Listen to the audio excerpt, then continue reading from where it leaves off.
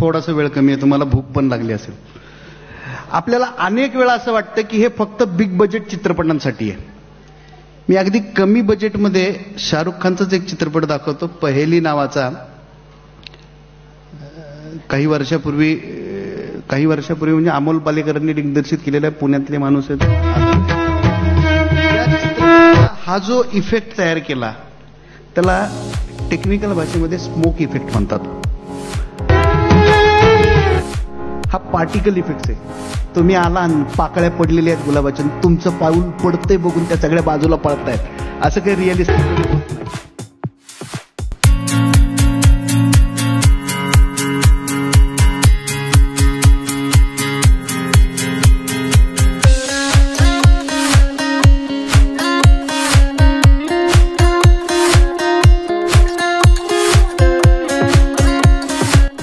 जरी आपल्याला असं वाटत असेल की सायंकाळचा सीन आहे, शूट दुपारचा झालेला आहे आणि मग ते कम्प्युटरच्या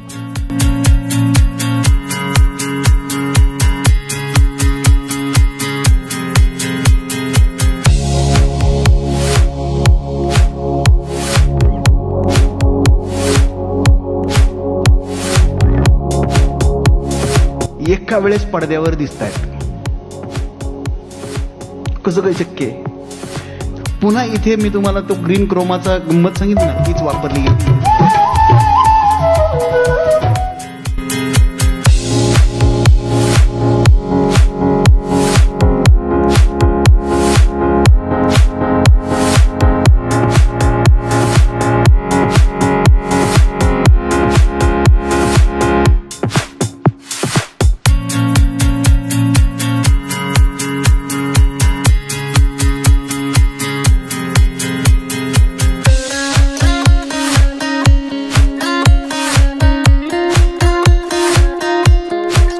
आपल्याला चित्रपटामध्ये भव्यता आणण्यासाठी खूप मोठा क्राऊड, शेकडो लोक मागे नाचतायत, सैन्य हजारोच्या संख्येने मागे येतंय, हे सगळं पाहायला मिळतं. एवढ्या सगळ्या लोकांना कामाला ठेवणं चित्रपटाचं बजेट वाढवण्यासारखं आहे.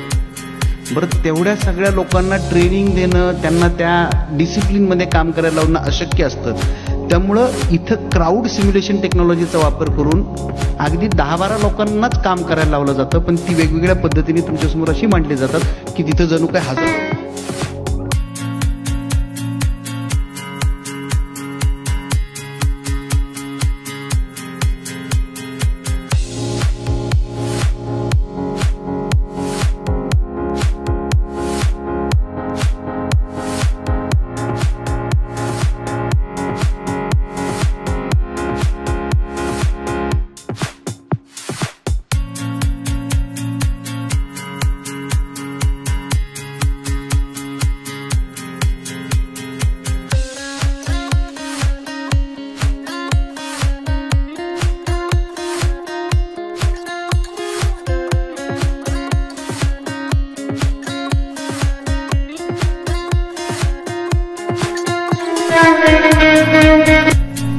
खरं तर मी जेव्हा इथे सेमिनारला आलो, सरांचं ऐकायच्या अगोदर माझ्या डोक्यात खूप वेगळे विचार होते. मी तुमच्याशी वेगळ्या विषयावर चर्चा करणार होतो.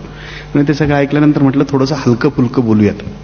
आणि मला हा विषय हे सगळं बोलताना असं काही इंटेन्शनली तुम्हाला काही सांगावं असं काही प्लॅन केलं नव्हतं. त्यामुळं हे सगळं बोलताना गंमत जम्मत करताना कोणाच्याही भावना दुखावण्याचा, म्हणजे चित्रपटाच्या सुरुवातीला असं डिस्क्लेमर असतं तसं डिस्क्लेमर मी सांगतोय.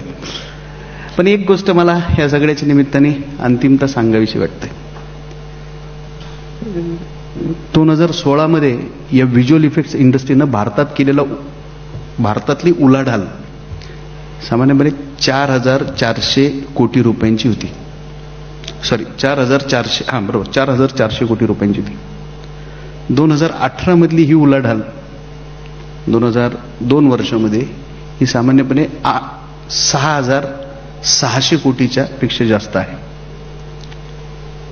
हॉलिवूड बाहेरच्या देशातलं काम सुद्धा इथे मनुष्यबळ स्वस्तात उपलब्ध होतं, म्हणून हॉलिवूडच्या अनेक चित्रपट जेव्हा तुम्ही पाहता तेव्हा त्याच्या VFX आर्टिस्टच्या क्रेडिट लिस्टमध्ये पहा, भारतीय लोकांची नावं बऱ्यापैकी दिसतील. त्यामुळे जगातलं फार मोठं काम म्हणजे Oscar award winning life of पाय चित्रपटाचं VFXचं काम आपल्या मुंबई महाराष्ट्रात झालं, पुण्यात झालंय.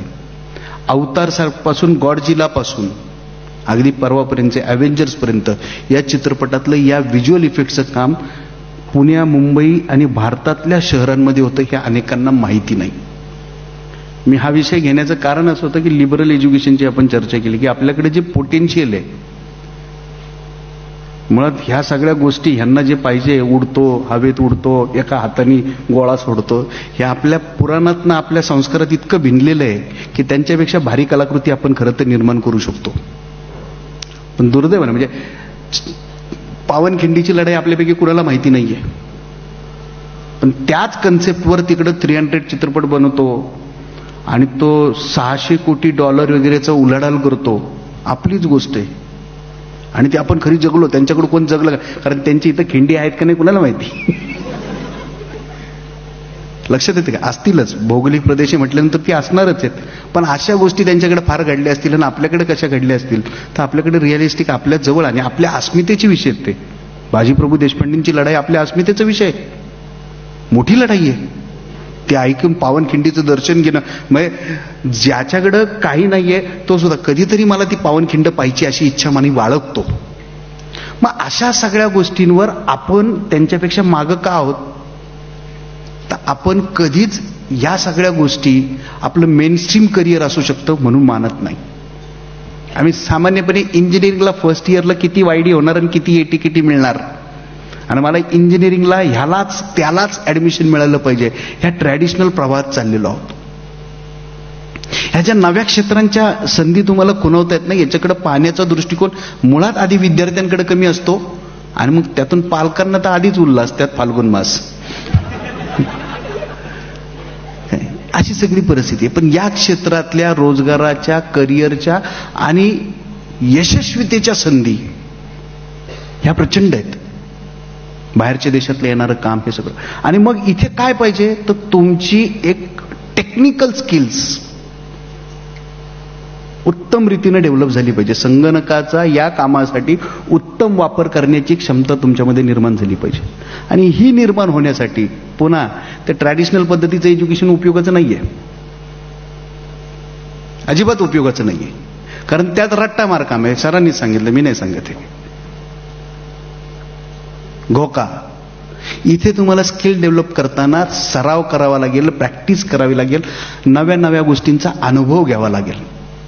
योग्य त्या तंत्रसाधनांचा वापर, कोणत्या कामासाठी कोणतं साधन वापरायचं, म्हणजे इथे सॉफ्टवेअर्स वापरावे लागतात, टूल्स वापरावे लागतात.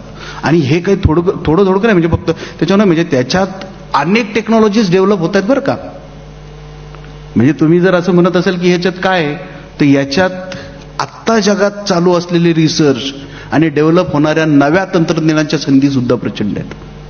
त्यामुळे या क्षेत्रात चांगल्या रोजगाराची निश्चित संधी आहे.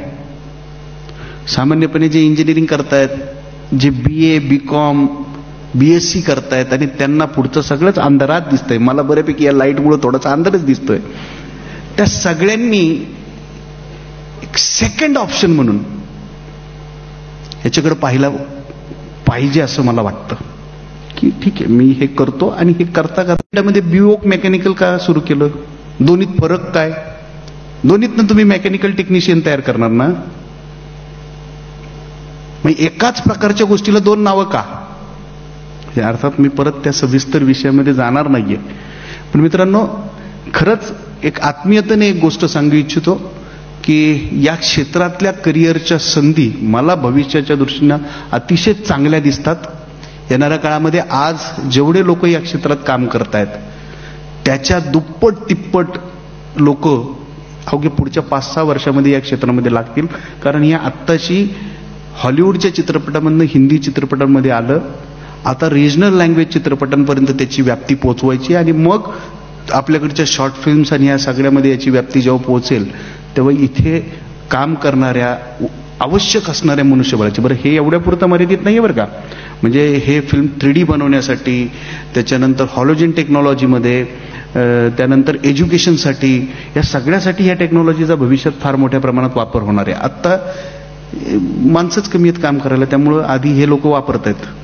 आणखीन माणसं निर्माण झाली तर ती वेगवेगळ्या क्षेत्रांमध्ये या टेक्नॉलॉजीचा वापर करायला सुरुवात करतील आणि यातून तुम्हाला एक चांगली रोजगाराची संधी मिळेल. लिबरल एज्युकेशन संदर्भात सर बोलले आणि मग तुम्हाला जे जमू शकतं, तुम्हाला ज्याच्यातनं जमण्यापेक्षा तुम्हाला ज्याच्यातनं भविष्य मिळू शकतं अशा प्रकारचं शिक्षण तुम्ही घेतलं पाहिजे असं मला तुम्हाला सांगावंसं वाटलं आणि म्हणून मी हा सगळा प्रेझेंटेशनचा आणि सगळा घाट घातला.